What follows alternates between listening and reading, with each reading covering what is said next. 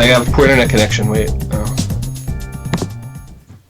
Welcome to EoZTV. I'm Elder of Zion, and today we have a guest star of Adam Levick from UKMediaWatch. Let's say hi to him. Here he is. Okay. It looked like there was slight connection problems. Are we okay?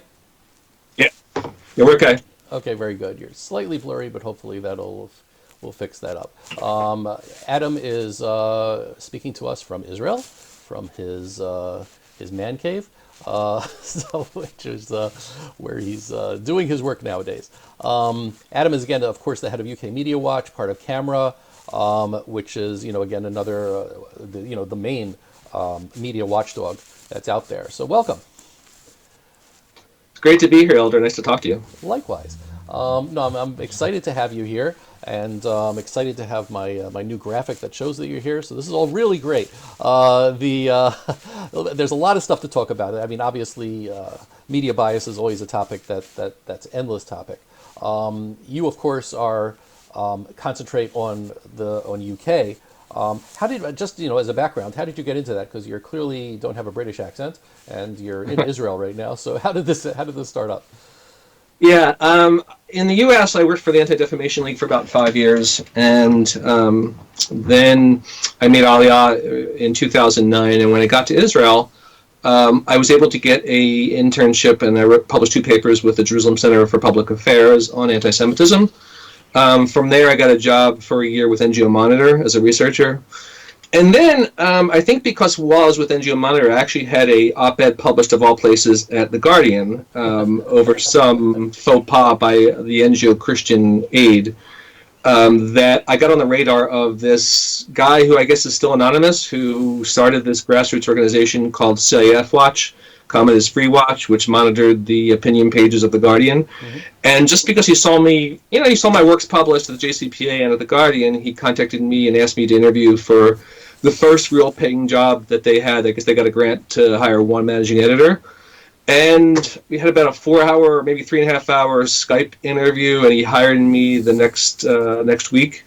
And so it was just a matter of, he saw me out there, he saw that I understood Israel and understood anti-Semitism, and I'm sure he wanted someone with a British accent, but, I guess he decided to hire me anyway, and it took me a little while to get up to speed on British culture and British politics, and, there's still, I still don't understand a thing about British football/soccer. Okay.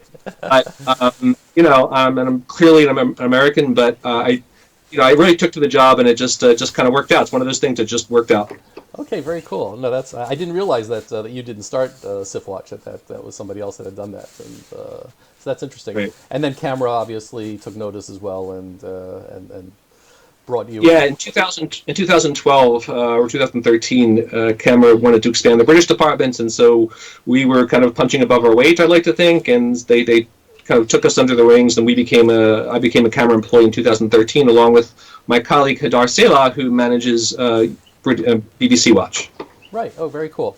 So I'm just showing your webpage right now, and so everything is it's very professional. It looks great, and you have a lot of stuff. I mean, there is a lot. I dabble in everything, so obviously I don't get into the details on these things, and I'm just looking through your page, and you have there's a ton of stuff that's over there, and we'll talk about a few of them. Like, for example, this one I mentioned this morning, and I think you just recently posted it as well. This Financial Times had an article which was, it was insane, saying that it talked about Arab doctors in Israel, and it said that they're battling coronavirus in Israel's segregated society, and then they say that it has an amazing quote saying, yes, Arabs are a fifth of Israel's population. Virtually a fifth of its doctors, more than a fifth, half of the company's pharmacists, quarter of its nurses, and then the guy says, as an Arab, other jobs are closed off to us, so we have to become doctors. Yeah. Of course that's just completely untrue. It wasn't challenged at all by the journalist. It's interesting also how, and I think I wrote about this in my post that I published today, that they can take even a positive statistic about Arab participation in the high-paid part of the Israeli economy and turn it into a negative, and that's just a continual pattern within the British media coverage of Israel. They're always looking for the negative angle. Yeah. But this is actually the first time I've seen, the Israeli healthcare system and Arab participation in the Arab healthcare system portrayed as some sort of negative light. So it's both astonishing and not surprising at the same time. Right. I mean, I guess it's good that I remain astonished at this sort of thing, because that allows me to keep staying outraged, or otherwise I would just skip over them. But it's like, in Israel, but the Arabs what jobs are off limits to Arabs in Israel? I mean, there aren't any. They're, top engineers are Arabs, top, computer scientists are Arabs. An Arab was once, Arab Druze was once the acting president of Israel. I mean, it's like, I cannot imagine, what job is off limits. Chief rabbi. Yeah, that could be. That could be. Although, again, we have, that people call the Sephardim to be Arab Jews, so I guess that's not true either. That's true, right. If you would accept that definition. And I pointed out today also, and I found that another article in a Gulf newspaper that was actually more positive about how how many Arabs are working in the Israel medical sector and working together with Jews against coronavirus, and it was a positive, largely positive, not completely, but still, it was weird that this newspaper called Gulf 365 is more pro-Israel than the Financial Times. And the interesting thing also is, Elder, that there's actually been articles in the mainstream media. I'm not sure about the British media, but the mainstream American and wire service story about the impressive cooperation between Arabs and Jews, and even Jews and Palestinians as such, during the coronavirus pandemic. So, that was published in Christian Science Monitor. There's been mainstream articles about how, since coronavirus, there's been a great degree of cooperation. So, even when that's out there as a narrative, as a meme, it still doesn't penetrate certain media outlets. It's really quite remarkable. I mean, I've been getting the impression, and you tell me if you've been seeing the same thing, that over the past year or two, as things have been thawing between Israel and especially Gulf Arab nations, the only true really pro-Palestinian, anti-Israel people in the world are Western Europe. The only pro-Palestinian people? The main ones. I mean, obviously, Palestinians themselves, obviously, but I'm just saying, you won't see the same sort of vitriol as, there still is, obviously. There's pure anti-Semitism in much of the Arab media, but it's like, a lot of them are willing to talk about Israel's point of view, but Europe is the one that is solidly pro-Palestinian and anti-Israel. And and you saw that right in the labor anti-Semitism crisis, when by and large, people who certainly don't have any Palestinian background, any connection to Palestinians, who are white British non-Jews, were the most passionate members of the party pushing for the pro-Palestinian line. I think that is true to some extent. While, as you mentioned, sites like Memory showed that there's still a lot of anti-Semitic and anti-Israel vitriol in the Arab media. I think a lot of the day-to-day activists, most of the day-to-day activists, are not Palestinian or not Arab. You're right, they're Western European or American. Yeah, and it's really something. I mean, okay, it's nice that you brought up Corbyn and the Labour Party, because again, I follow it but at a distance, and you obviously see a lot more of that. Obviously Corbyn's gone, although he's still making statements and stuff. He said something, I think, yesterday, saying, coronavirus is showing how the world still has the haves and the have-nots, and I'm like, really? I would thought it's the other way around. It's like, when the richest nations are the ones that are getting it worse, I sort of don't see that. But okay, fine. But anyway, what do you know about this Keir Starmer? He seems to be saying the right stuff, but the new leader of Labour. But is he? I mean, I don't know anything about him. I don't know if he's historically been good. Look, I know this much, and just from monitoring the Labour anti-Semitism crisis since 2015, since Corbyn became Labour Party leader, he is nothing like Jeremy Corbyn. He's not an anti-Semite. He is relatively moderate by British Labour Party standards, at least in 2019, which is not saying that he's moderate by the standards of the party in 2000 when Tony Blair was Prime Minister. But he's not only said all the right things, he's actually reached out to the Jewish community. He doesn't seem to be burdened with or compromised by the hard Trotskyite left of the Corbynistas that were infecting the party when Corbyn was the Labour Party leader. He's like, I think, relatively, like, as the choices were, there were several choices of MPs that were that were trying to be Labour Party leader. He's the most moderate. Mm-hmm. And he's married to a Jewish woman. He's raising his children Jewish. He's mentioned that he wants to go to Israel. He's mentioned that he's a Zionist. I'm not saying he's, Jabotinsky. I'm just saying he's dramatically better. And, I think also the British Jewish community would probably agree with that. Let's take yes for an answer. I mean, Corbyn got trounced. He's in the dustbin of history. And I think Labour is really trying hard to move on and become a competitive opposition party again. And not only that, it sees this as a worthwhile subject to tackle. In other words, they're not brushing it under the rug. They're saying, hey, this is clearly one of the reasons we lost. This is clearly something that has hurt our party, as opposed to just saying that, it's just these guys are just exaggerating. Which is, of course, there's a large component among the far left in America, certainly I see, that still insist that there was absolutely nothing there, and it was all it was all just an attack, and it had nothing to do with reality. And it's like, what? It's like, where do these come from? And I think Gray Zone has, Blumenthal's Gray Zone has an article, I think, about that today, again, defending Corbyn. I'm like, let it go. Sorry.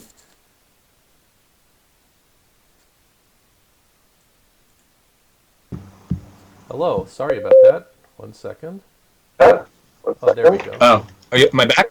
Okay. I believe so, yes. Okay.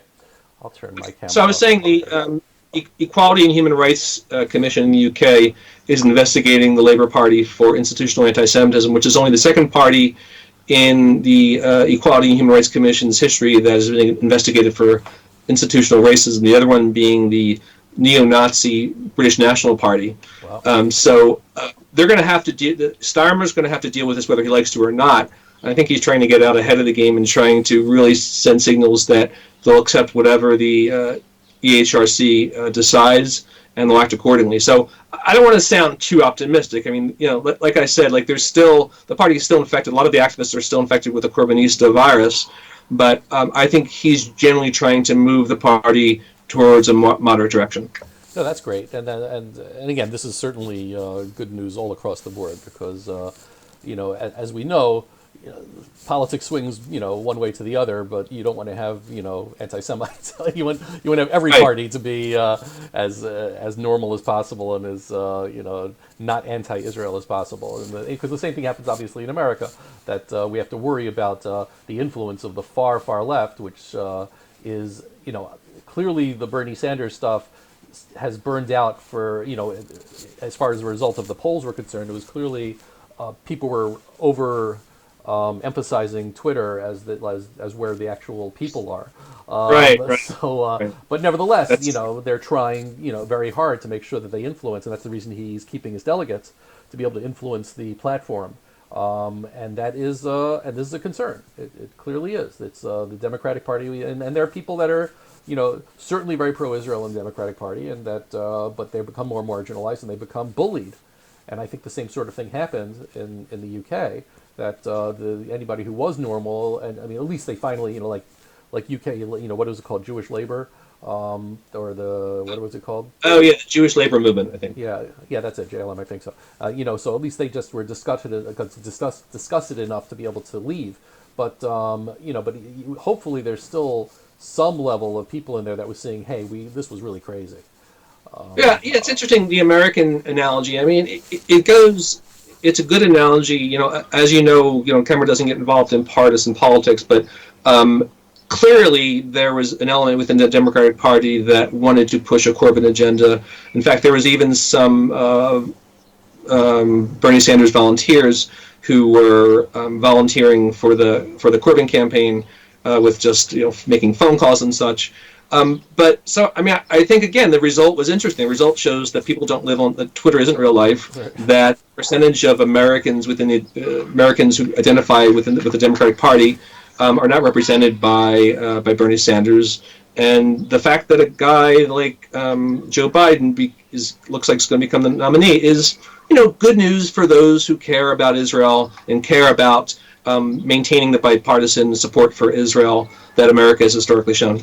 I hope that's true. I mean, I get nervous because again there has been an infection and there has been stuff coming from the left, and we don't know, is he going to put the embassy back to Tel Aviv? Sure. There's is he going to bring back the Iran deal? It's even though so many things have come out since America dropped it about Iran's breaking the deal and everything and doing all this other sort of stuff, and including and Europe too doesn't seem to have reacted that strongly to Iran's going beyond the JCPOA, which was and it looked like for a couple of months it looked like Iran was going to try to keep it in order to keep Europe as friendly, and it looks like Iran has made the bet saying, hey, we can break it and Europe is still going to want to be friendly with us, which is a shame. Again, it's Western Europe. Eastern Europe is not the same. It's which is one of the reasons. And again, that's not necessarily a topic for now. But I think that one of the things that this whole coronavirus thing has exposed is that the EU itself, and the British were ahead on the game on this, but the EU itself was never united, and it was all sort of a fake unity. And as soon as it came as a real a real tragedies and a real catastrophe was coming up, everybody said, "Hey, it's each country to ourselves. We are not we're not going to try to act like one big thing anymore." So in that sense, I think nationalism is I can't say has won because it's too early to say, but I think the natural tendency of nations to want to protect their own, as opposed to saying, "Oh, we're part of this larger whole that we really didn't elect." It's that's an interesting conversation, and certainly Brexit is a huge topic, and I'll defer to others who have far more expertise on that topic. But suffice to say, you're right. I think I agree with you about nationalism and about it's a much more, I think, natural and organic way of organizing our polities, and I think that's shown itself time and time again since the end of the Cold War. And I think I think that's true in Europe and in America. I think the nationalist impulse is generally a positive one. Yeah, and I agree. And I did a review a couple of months ago, I think, of Yoram Hazony's Virtues of Nationalism. It was really I enjoyed it tremendously. And here's another recent topic that came up, which was, it was almost hilarious, but from the Daily Mail. Prince Harry faces backlash over plans to invite injured Israeli soldiers to the Invictus Games, despite investigation into alleged war crimes in Palestinian territories. And what was that backlash? The backlash was one sole Arab commentator. Was it Ari Bar Atwan? I forget his first name, but the last name was Abdel Bari Atwan. Yes, a single prominent Arab journalist. Who's most famous for proclaiming that if Iran attacked Israel with a nuclear weapon, he would dance in Trafalgar Square in London. Right. He would be. Yeah, we have the video of that of memory. The video of him saying that. I won't play the whole video. I don't remember how long it was, but it is amazing that this guy is considered, that he's the one, and it's like there was no backlash. I mean, that's the thing—a completely manufactured story. Yeah, it's strange also because the Daily Mail tends to be more pro-Israel than most British media outlets. It's a tabloid. It's a different. It's not the same kind of newspaper as the Times, the Telegraph, or the Guardian. But insofar as it covers Israel, it tends to be pro-Israel. The Jake Wallace Simmons is one of the top editors, and he's extremely pro-Israel. Mm-hmm. They generally are very good about calling out extremism, calling out anti-Semitism, but the one thing I can think of is this was published by the Sunday Mail, which is it's a different editor. It's like the sister publication of the Daily Mail. Oh, interesting. And I wasn't familiar with the journalist, and I got a response from the editor, which was, I guess I can talk to you about briefly, but who I'd never heard of before. His answer was something like, well, you say that he has a history of anti-Semitism and extremism, but he's also a prominent Arab journalist. As if I didn't maintain that. I proved that with the video that you're probably showing to your viewers right now. Yeah. And the fact that he is also an Arab journalist, like that's not doesn't in any way refute what I said. So it was just a really weak weak response. I could have taken it to IPSO, the Independent Press Standards Organization, which adjudicates complaints in the UK about media outlets that don't correct false claims. But it just didn't seem like it was actual. It didn't seem that it was meritorious enough to win, so I decided against it. But it really was just a awful example of media bias and just a poor story. Yeah, because you're right. Now that you mention it, I have seen good articles in the Daily Mail, things about how the EU builds these settlements that are specifically meant to they're clearly illegal under both Israeli law and international law, because Right. there's it's Area C, and that's where Israel controls, and whether they like the rules or not, Israel does control the area, and they're the only ones that went there and saying, hey, look, this is our tax dollars. Back before Right. Brexit, but here are tax dollars that are going to build these things that are these supposed schools that really never get a chance to do anything because they're going to be demolished, and everybody knows they're going to be demolished, and it's all for public relations. Exactly. Right. And they also were very good during the Corbyn anti-Semitism scandal. They were, they broke stories actually, and they were one of the few media outlets that gave Richard Millett, what I'm sure you know, Yeah. some of the videos that he's accumulated over the years, which happened to include the then backbencher Jeremy Corbyn associating with and making extremist comments. They've run with a few of his videos, and generally speaking, they do a good job of taking the concerns of British Jews seriously, covering anti-Semitism well, and covering Israel, again, good by British standards. Not saying it's good, but good by British standards. Cool. One of the things that I know that you've mentioned a number of times, that the British, and we both see this clearly. There's not only crimes of omission, crimes of commission, but crimes of omission. There are lots of things that the media just doesn't bother talking about, and it is, and it's like, and that is a bias too, and it's much more subtle bias, but it certainly is a bias. So, for example, the anti-Semitism that specifically from the Arab countries. There's been anti-Semitism all over the place from the coronavirus, but the specific ones that we've been seeing from Arabs, it's been, horrifying. And this is a topic that I don't think the British media has even, touched. Yeah, it's to me like, I've been doing this for 10 years. I think you might have been doing it longer, and certainly you have more posts than I do. But I've come to the conclusion this is actually one of the most underrated elements, dynamics of media anti-Israel bias, both in the British media and the broader Western media and even the wire services. That is the failure to take Palestinians seriously as agents of their own fate, failing to impute agency to them, treating them like children. The most telling statistics that I've come across over the years, the Anti-Defamation League commissions a global poll on anti-Semitism. They came to the conclusion that 93% of Palestinians hold anti-Semitic views, the highest percentage of any population in the world, which is just stunning. Which is never reported. I'm losing you again. Sorry. You there? Sorry about this. I don't know what happened. Not just oh, sorry. Yeah. Okay, you're back. I just there was a problem there. Sorry. Okay. So Pew Global surveyed the Middle East, countries of the Middle East, and Palestinians have the most hostile views towards Jews, with I think somewhere between 3 and 5% holding positive views about Jews. 3 to 5% holding positive views about Jews. Not Israelis, but Jews. Yeah, as I recall, that was Jordan and Egypt were like also well over 95% anti-Semitic. Yes. Again, in these polls, and you're right. It does not get covered, and but it's not just that it doesn't get covered. It's like bending over backwards to say, well, they're just like us. They don't hate Jews. They only hate Zionism, and it's. And that by itself is a type of anti-Semitism. I think it's Richard Landis, who you interviewed before. I think the term is liberal egocentrism, if I'm not mistaken. Projecting your own values onto others, assuming everyone has the same values as you. Look, but it's more than just that it's unfair to Israel. It's more than it's a double standard, because the media focuses with a laser beam on every instance of Israeli racism, perceived, real, and imagined. It's also, I think, does a disservice to Palestinians and stunts their development.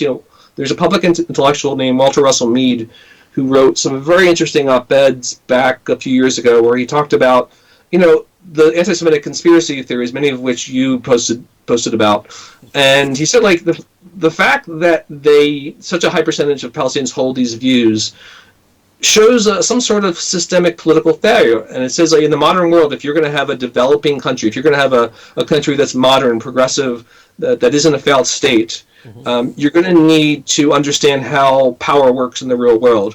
And when you believe in conspiracy theories that have Jews at the center, you're just totally your eyes off the ball, and you're not going to be able to develop a forward-looking progressive society that everyone hopes that they develop. So it does as much disservice to Palestinians as it does to Israelis, and it's, to me, one of the drivers of the conflict. It's not a consequence of the conflict. I think it drives the conflict, and it's one of the reasons why I think so many Israelis, though they still believe in peace, and the majority of them believe in two states, most of them no longer believe that the Palestinians under the current leadership are interested in peace, because they see things at sites like EoZTV all the time showing how widespread and endemic racism towards Jews is. And I think it's the media's biggest blind spot when it comes to covering the region. And that's certainly true. And I'm not sure if that's the only thing. I mean, I don't think that the conspiracy theories is something, certainly throughout the Arab world. It's not just a Palestinian thing. They love conspiracy theories, as do portions of the West. I mean, it's sure. It's very attractive to try to find something that explains everything. But in the Palestinian thing, I think it goes beyond that, though, still within, the purview of what you're talking about. They're also not expected to build, that they can build their own society. It's expected, it's a two-sided thing. In other words, the West, especially Europe, goes and says, well, we'll give you all this money and we're going to send you consultants in order to be able to build a judicial system and a police system and a justice system, whatever, and how to run a government. And the Palestinians sit back and say, okay, you do the work. That's cool. That's fine by me. You do what has to be done. We don't have to actually learn this. And when you look at it, it's like, again, Israel, and the contrast is obviously only Israel, but it's an amazing contrast. The Zionist government started essentially in 1921. When the British actually allowed the Zionists to do it to some extent, and they started building their own institutions, and everything was ready by 1948. I mean, they were 100% ready to go. We can now run this country. So that was 27 years. Okay, Oslo was 1992, so now we're at 28 years, or 1993, sorry. So now we're at 27 years also for the Palestinians. Have they progressed at all since Oslo began? I mean, is there anything closer to an actual running government that they have now than they had versus 1998 or 9? I don't think so. I don't see it. I've looked, the judicial system is one of the things I look specifically at. Where do you see the Arab articles talking about a trial of somebody that's done a crime? I never see it. Yeah. It's like it doesn't exist. Right. It's a completely opaque system, and it's like, what? How can you have a society with no judicial system that they can even talk about? This is And Matty Friedman also, in his groundbreaking essay in Tablet in 2014, talked about that as you never see any articles about, like you said, what's happening in the Palestinian judicial system, what's happening in the Palestinian political situation, really, right, or what their prevailing ideologies are in society. It's all Israel focused. It's all what Israel's always acting to the Palestinians. Palestinians are always acted upon. I think and Matty argued it just, even if you just leave what we do as pro-Israel advocates aside, it just really denies news consumers like half of the story, right? Like, we know what Israel's doing every day because there's obsessive focus on what we do every day. But why isn't there equal time given to just run-of-the-mill Palestinian politics and culture? And why isn't there that kind of coverage? And I think that's the unanswered question that I think journalists covering the region would have a hard time answering. Well, there is an answer. We just don't want to say it out loud, right. Because I mean, obviously, okay, we wouldn't expect the same sort of level of coverage of Jordan or UAE or something like that. However, the journalists are there. There are more journalists Yes. per square I know. kilometer in Israel than there is anywhere else in the world. So they can see, they know this stuff if they at all show any curiosity. And it's like, but it gets worse than that, because at the very same time that the world is saying, and too many people are saying it still today, saying that, oh, Israel's, not doing enough to allow medical aid into Gaza, which is complete garbage. And the closest I saw of anybody actually giving a single example of that was that absurd article that was from I can't remember the name anymore. This NGO that is a Soros-funded NGO, but I thought they were a fairly fair NGO. But they came out with this report that was saying that, they had all the information. Clearly, everything was there, but they still said that Israel wasn't giving. And the example they gave was hydrogen peroxide. They said that Israel is not allowing hydrogen peroxide in. And Yeah. they do. They just don't allow high concentrations of hydrogen peroxide that can be made into bombs. But the stuff that the hospitals use, which is 3%, of course they allow it in, and they have allowed it in. And they've there's absolutely, you look at the list of the things that's considered dual use, and hydrogen peroxide above 8% or whatever is what's done. So, Right. and it was like, and then they were using quotes from like 2010 or 2009. And so it's like, what's going on over here? You know better. You clearly have the people that did the research, because you have your footnotes are reasonable, but you still are saying this. But what I'm trying to get out with this is, like, at the same time that everybody's saying that Israel's not allowing medical aid, it's the Palestinian Authority that is not sending medical aid into Gaza. They're the ones that are responsible for it. They're the ones that are getting paid. The governments of the world are giving the PA money, millions and millions of dollars, including Israel. It's giving them a loan of 500 million shekels that they say we don't expect to get back. This is because we know that you're losing out on tax revenues. 500 million shekels they're giving to the Palestinian Authority. Hamas, again, if we believe them, but Hamas articles recently came out saying, so far we've received $4,000 out of these millions for the world. So they're suffering real shortages of medicines, but it isn't from Israel. It's because of the Palestinian Authority. Where are the journalists on that? That's what kills me. Yeah, the PA-Hamas rivalry is so underreported, and that explains so much of the deprivation, and especially about the healthcare system in Gaza.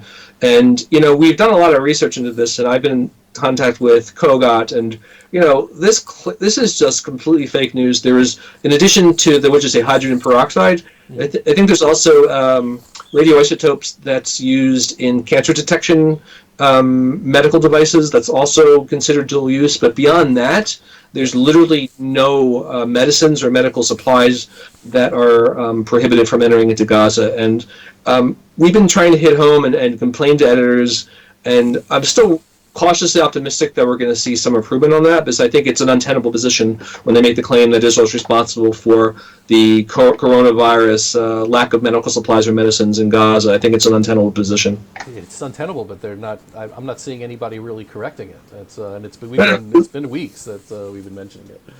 Yeah, but a lot of these things, though, take time to kind of sink in, and sometimes editors get tired of hearing from us. And okay.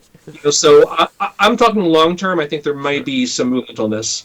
Yeah, and you do a remarkable job as far as that's concerned. Because again, I don't have the time or the inclination to have to create these relationships with editors and to write the polite letters and make sure that they understand that they respond it, and do it in a way that that you force them to. It's a great skill, and it's amazing. And I'm very I'm very, very happy when I see you do this sort of thing.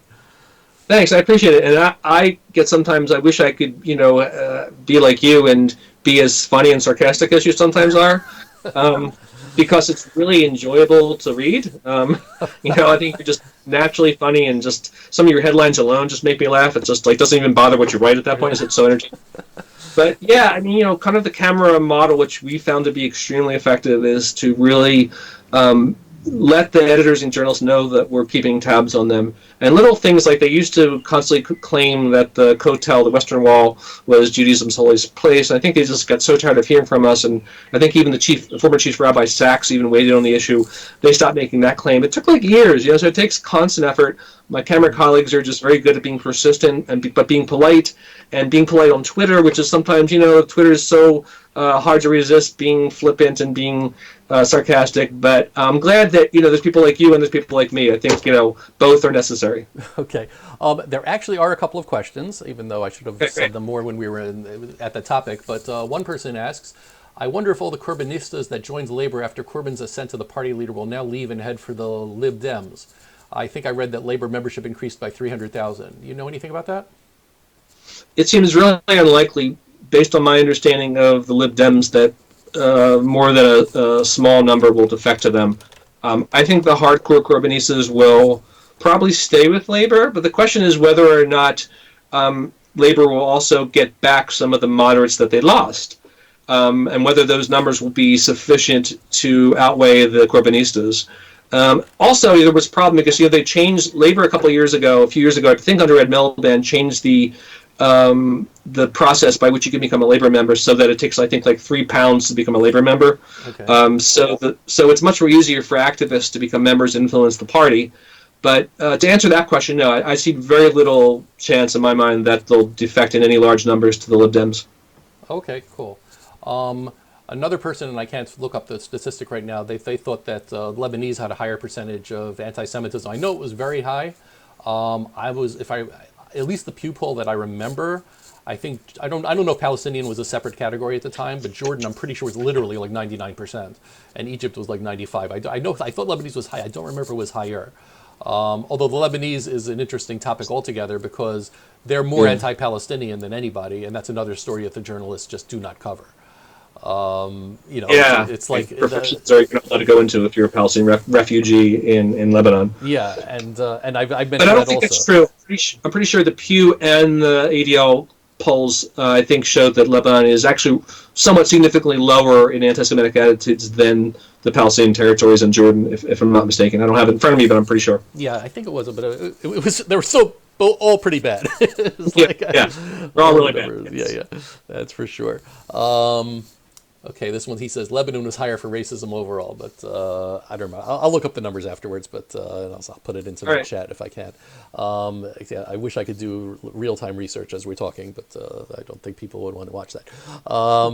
Although I have considered doing a live show just showing me create posts and how I do and narrating how I come up with the ideas or something like that. I don't know if anybody would care, but I thought that might be interesting. I would find that actually really interesting. I mean, I'm a pro-Israel nerd. I would love to see that. Okay.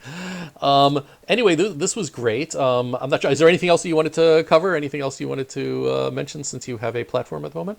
Yeah, no, just this is like breaking news. Very inside baseball. Not exciting to most people, but exciting for us, and I think a good move in the right direction. We're going to be launching later this month a new website called Camera UK that's going to encompass the content of BBC Watch and UKMediaWatch. My colleague Hadar Sela and I will be co-editors of this website. And again, it'll be called Camera UK, and we're hoping to launch by the end of the month. It'll be a much nicer, more modern, more user-friendly website. And it's just in terms of branding, we have been very proud to be part of Camera for all these years, and so we're kind of excited that we're going to have Camera in our name, and just we're always excited that when you upgrade your website, we've been meaning to do this for a long time, so it's going to happen at the end of the month. That's great. Congratulations. I'm looking forward Thank to you. that. So in other words, there will be no more UK Media Watch site. Correct. Yeah. So cool. No, that sounds very good, and it makes sense, obviously, to put the two together, the BBC Watch and UK Media Watch. It's certainly it seems like that's something that's past time. So that's great. I'm glad to hear it, and anything that makes the cause easier to read and to consume is fantastic. Okay, well, thank you very much. This was really fantastic, and thanks again to the people that were asking the questions as well. And maybe we'll do this again sometime. This was a lot of fun. Thanks, Elder. I really enjoyed it. Okay, thanks a lot. Take care. Bye.